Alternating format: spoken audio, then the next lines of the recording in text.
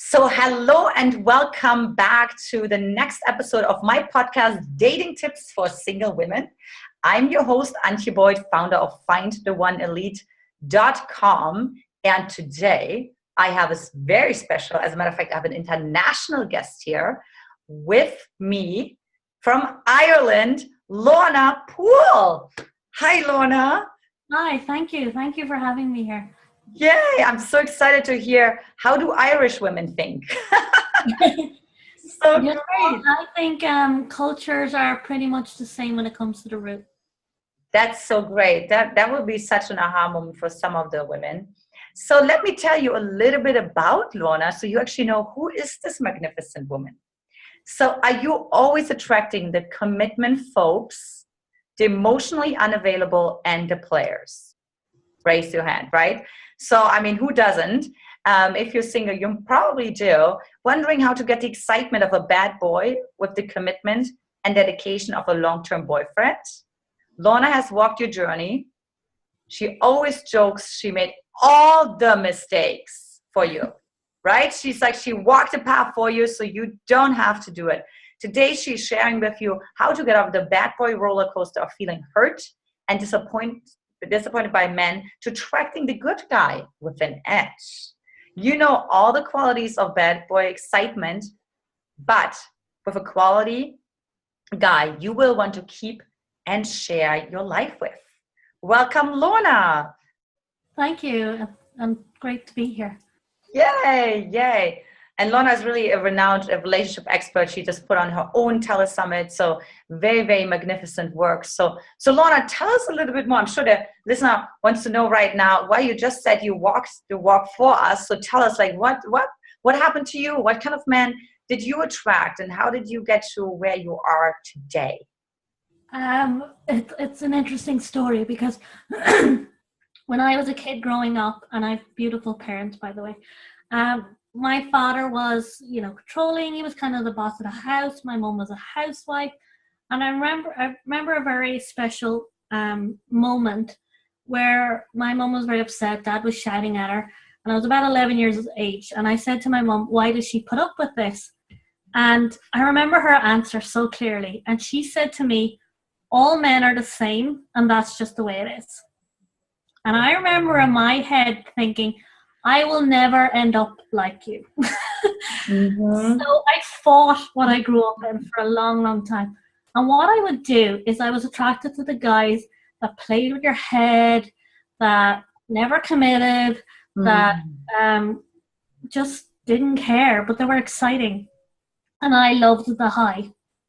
And what I did is, as a young girl, and a lot of people relate to this, I wanted to get out of home. I wanted to be in any other place in the world than in Ireland, in my home. So I traveled for 15 years. And what I would do is, when you're the Irish girl in America or Australia and another country, everybody loves the fresh blood. So I would show up, and towards the end, there'd be loads of chemistry because I was working very intensely with people, and I'd end up in a relationship with a bad boy, and I would get on a plane and I would leave, and I'd never have to deal with anything. And I would go from that to, oh, those boys are not good for me. Mm-hmm. And I go out with a good guy, and I go out with a good guy for about a year and a half, and then I would never be attracted to, and I would be always convincing myself that, I should be. And that would never work, and it would end. And I did this yo-yo for my whole 20s. And in my late 20s, I met 3 really dodgy men. And the last one was controlling. Mm-hmm. And I always call him my one bad boy too many. And I hit the worst part of my life, a very, very low point.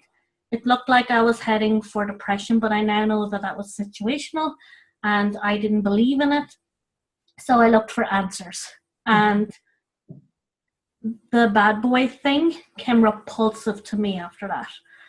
And now I'm in a loving relationship. We're going on 3 years, and we're having our little girl in April. So it's very possible, I can tell you, because I've been there. I dated idiots. And that's how my coaching came about as well. I was like, there's got to be more to life. And I started looking for answers. And from that, I was in the USA at the time, and I reached out to a coaching school, and it just snowballed, and everything just fell into place and flowed. And I mean, best thing that ever happened. Yeah, it's really, so that sounds like that was your turning point, was really like, becoming a coach and really understanding how in the world did you attract those bad boys, those unavailable men, those, we call them dodgy men, into your life. Yeah, and I noticed when I traveled as well, some people, not everybody, when you're not happy at home in yourself, you don't tend to want to stay home in your environment either. Good point, right? Good point. Exactly. Exactly. And then nobody wants to come home either, because, if you can't stay home in your own home, then how in the world are you want to make it enticing for a man to be like, this is a good home for you, baby, right? So, I mean, it's not going to work, right? You want to send mixed signals to them. And Lorna, what would you say in working with single women? What do you see as some of the blind spots or just ways of being that women are just not aware of, that keeps them attracting those kind of men, or maybe the way of communication with those men? So what do you see there is the missing link? What I see as the missing link is, it's amazing how many people will take the courage to give up something that's not serving them. And I'm going to share with you some very typical clues of a guy that's not good for you, that are very subtle, that I see when coaching, is that women don't always pick up on this because of Hollywood movies and the way we're brought up and everything. We think it's romantic, but the guy's not being romantic. He's horrible. And there's subtle signs that you can figure out very early on. One of the things I always say is your foundation sets up your future relation. So when you get really clever at the beginning of seeing what's the difference between a quality guy and a wrong guy, you start to come and then have the courage to let go and put your energy to what you want, because a lot of women as well don't believe they actually can have it. So one of the really, really big signs is, and while you're listening to this, think back over your life, and I can give you several examples over mine, is notice his language. Very early on, a guy that's looking for fun, or the guy that's long-term, speaks differently. You will hear him say, and I know people relate to this, if you ever hear, I'm busy, I'm getting over my ex, I don't know what I want, I just want to have fun, I want to take it slow. Men are quite simple, and usually his words are telling you from the get-go what his intention is long term. And when you have the courage, trust, and ability in yourself to understand that, and have the courage to let go quickly and put your energy to the right guy. Now, I will say something else, not to confuse it, but it is important a woman shows interest, and it is important a woman communicates her needs. But generally, and I'll share a story, I met a guy, again, I attracted bad boys. I met a guy, he was lovely, really nice person. I always called him the good guy with potential. And he treated me really well. He was really nice to be with. But in the beginning, he said to me, I'm just out of a relationship. I'm getting over my last girlfriend. I'm not looking for anything. And did I hear that? No. So for 8 months, I kept in contact with him. I kept wanting to meet him. And of course, later on, it fizzled out. But I could have saved myself a lot of heartbreak by realizing that from the get-go. Oh, yeah. Words are a big, big clue. Yeah, it's so interesting, right? I read this years ago that men they're telling you who they are, like from the get-go, right? Yeah. And that really the biggest challenge is actually not that they're lying, but the biggest challenge is that we're lying to ourselves. So we're just ignoring it, or we're just making some sort of like excuse to it, right? But then if you really see the language of a confident man, of a securely attached man, right? it's very defined, it's very clean, right? It's very like commitment oriented. There's not this whole story about the past and any indications. And also, Lorna, what I see is that I bet in that moment a woman feels something like, okay, like you have to feel like an energetic back off. There's no way that you don't feel it in that moment, right?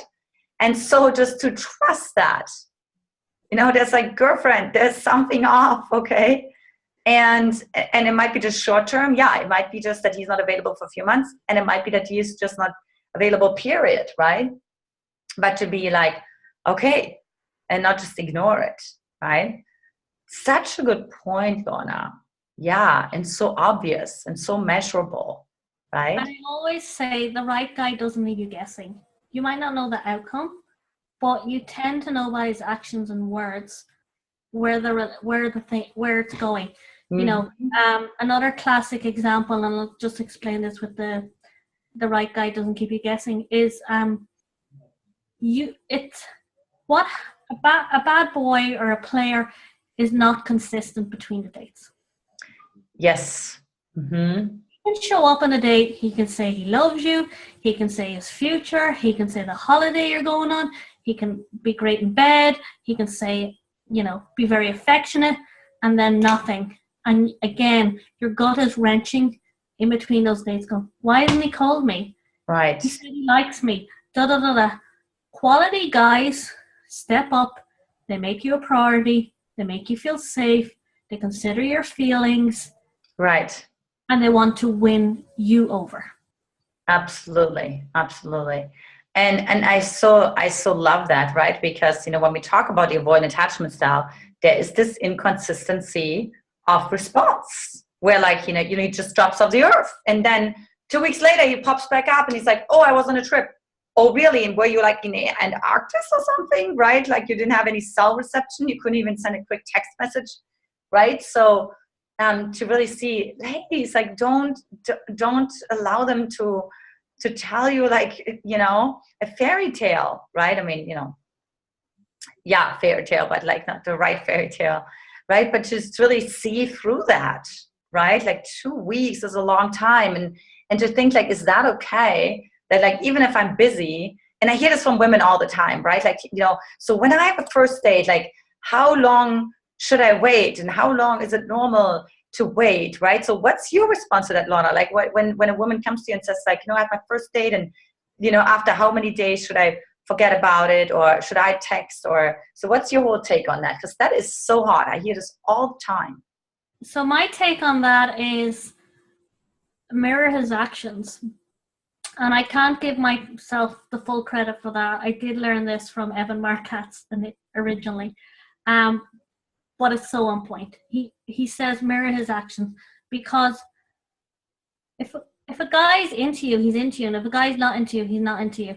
And if his efforts are to call you quite regularly, or his efforts is just to text you, when you're calling him and answering back, you're overcompensating for the effort he's making, and you're already giving the message of you don't have to make much effort here for this to work.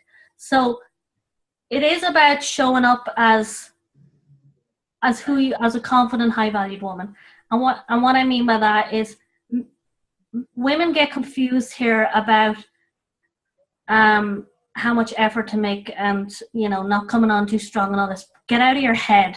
Mm-hmm. If you feel you like him, it's okay to express that. If you had a really great date, it's okay to say, you know what, thanks for planning the date, I really enjoyed myself. Because men do need to know you're interested. Mm-hmm. So to keep it really simple is just mirror his actions. Mirrors actions. And that's a good point when you said about the appreciation. So is it okay to, after a date, to text an appreciation, just an appreciative message without any indication about, future, but just like to say as a woman, I enjoyed myself. Thank you so much for the evening. Yeah, because it's just, I enjoyed myself for the evening. It's not saying I want to marry you, but again, it's how you're showing up on a date as well. I always say when you show up on a date, you keep it light. you keep it fun, you keep it playful. You know, too many people show up on first dates as if it's a contract. It's not a contract. It's a dance. You're getting to know each other, and your aim should be on the date is when that guy leaves that date, he's thinking in the back of the head, I feel good, I enjoyed myself, I had a great time with her. Too many women approach dating thinking, oh, what's wrong with me? What if I mess it up? Blah, blah, blah, blah. Don't worry about that. If you leave a skilled person, people are people, and people think about themselves. So if you can leave somebody feeling good about themselves, you already won the day. Yeah. And another good tip too, ladies, is like, let him talk more, right? Men love to talk about themselves, right? About their car, about their sports, or, you know, whatever. And he'll just remember that he had a great date. And all you did was listen, right? So, so there's something about... A lot of people show up with their problems. Oh, my ex did this. Oh, I don't want to get hurt again. The last guy cheated. When you come with that energy, you're showing your emotional charge. When we let go of something inside us, we don't voice it because we don't have the energy behind it. When a lady shows up with this energy, she's carrying that still. And a quality man picks up on that. He doesn't want your baggage. He doesn't want to fix you. Quality people are not attracted to fixing you. Players are attracted to fixing you. Because the only thing a player is he's just a hurt guy. He's just hurting. So he's avoiding. Right. Yeah, it's coming from a place of fear, and then he projects it onto you, right? And absolutely, it's so true. And that's it's such a good awareness, Lorna, right? Because I feel we have so much that resentment towards players and have this kind of condescending demeanor towards them. And I love that you have such a compassionate take on that, right? That then in reality they're just hurt, and you know, and that means you have to prove them constantly, you know, and you feel like you're exhausting yourself, right? You're burning yourself out.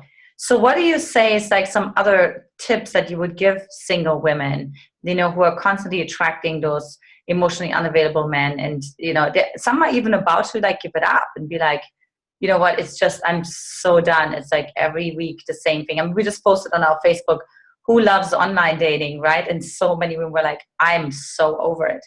So what would you tell them to turn their boat around and to be like, no, just give it another chance, you know, with dating and trusting the process? I always say dating online is only the medium, okay?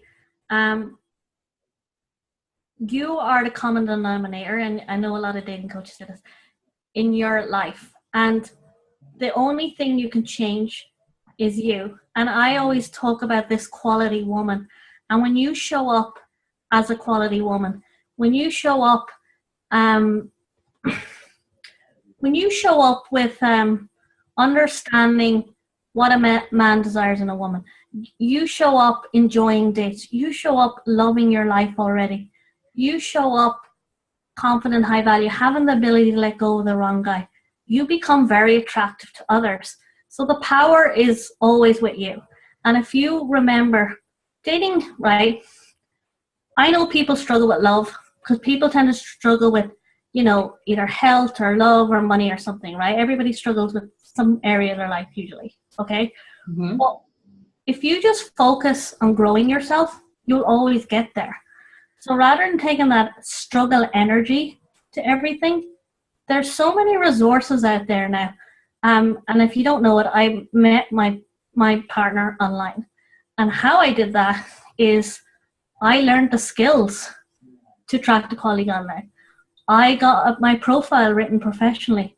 And I now teach this because it's the same principles as in real life. Teaching women how to communicate their wants, needs, and desires. Teaching women to understand the skill set of getting a guy to step up and be making the effort for you. And understanding when to let go and understanding this is worth going with. So don't blame online. Don't give up on dating. Think, what can I do differently to get a different result? And put your energy there. Yeah, awesome. And another thing that I was thinking about was that when we have those sort of interviews on a date, right? And we're just, we get really much in this kind of structured mode, right? It's this checklist, that it really like comes from this place of, anxiety, right? Like it can't be just in a space of being. And then I'm like, well, now I'm getting off the date, but I still don't know anything of the guy. So I don't know if it's worth to go on another date. And what if I find out he has a dad of 3 kids and drug addict or whatever, but I've been on 10 dates with him. So what do you tell women? How are they supposed to deal with that level of anxiety that brings with it being just in the moment, right? What we ask them to do, and to just like enjoy the date.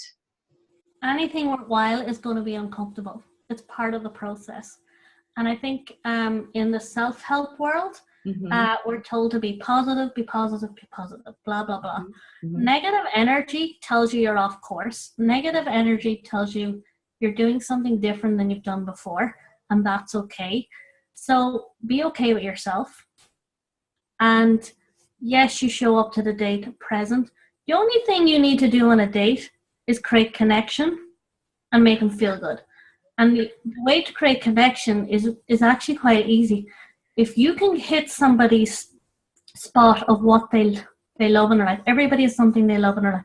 If you speak to my partner about mountain rescue, ambulance, paramedic, he'll talk to you all day. If you talk to me about horses, I'll talk to you all day. Everybody has something that they could talk about for hours. And when you get really good at asking, well, what do you love about your life? Right. When a woman comes to a date like that, and he's dated 10 others that are going, well, my last ex did this. And another great thing about that as well, if you do have a bad divorce or an ex or whatever, it's how you talk about it is going to make you attracted to him or not. For example, my own partner, he has an ex-wife. He never once, the whole time we were dating, speak badly about her. And I was like, wow, look what he's been through and the person, his character. And that's all you got to demonstrate. Wow, absolutely. It's so true to just, because I always say, how they talk about their ex, that's how they're eventually going to be talking about you, even if it's not if you're not the ex, but like, to their friends, to their family, right? Because it's like a certain demeanor and relationship, that they have a certain level of respect and awareness that I have towards other people. Well, Lorna, we could go on and on talking about many more subjects, and we're coming to an end. So I'm sure the listeners are curious to hear, how can I learn more about what Lorna does, and how can I get more involved and get more the Irish side of things, right? And actually see that it's not that different. So where can they go, or what do you have for them? Thank you. Basically, check out www.lornapoole.com, and you will find there the 15 biggest mistakes that keep you attracting the bad boy. And what this does is it gives you courage, wisdom, and the know-how of what you're attracting right now and what you can do about it, so that you can focus your energy on the quality guy. And this seems to be very popular. So go over there and grab yours, and that's the way to let's get to know each other. Awesome. So it's lornapoole.com, right? Awesome. Great. That's fantastic. Well, ladies, just jump on right over there and grab your copy right now. And Lorna, thank you so much for being on the show. Again, my name is Antje Boyd. Find the one elite.com. And I'll talk to you next time. Take care. Bye-bye.